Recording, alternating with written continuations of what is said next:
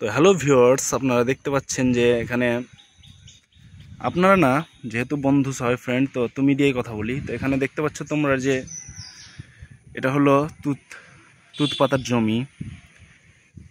এখনও বর্তমানে তুত চাষ বা রেশম চাষ জীবিত রয়েছে। প্রায় গ্রামের সব এলাকা থেকে এখন প্রায় উঠে গেছে, কিন্তু বেশ কিছু এলাকা রয়েছে যাদের গ্রামে এখনও তুত চাষ বা রেশম চাষের প্রচলন রয়েছে।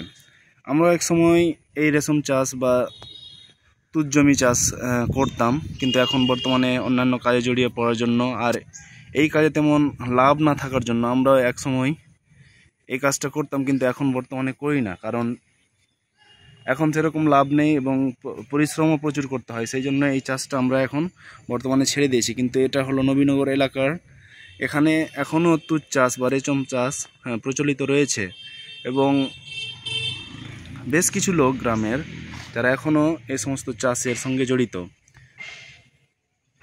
বর্তমানে নাকি এই সমস্ত রেশম চাষের এখন প্রচলন বাড়েনি, কিন্তু লভ্যাংশের পরিমাণ অনেকটাই বেড়েছে।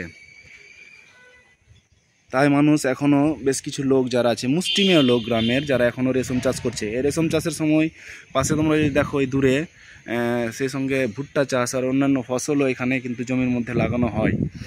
তো এই ছিল ছোট্ট আমার একটা ভিডিও। যদি ভিডিওটি ভালো লেগে থাকে তাহলে অবশ্যই লাইক, শেয়ার অ্যান্ড সাবস্ক্রাইব।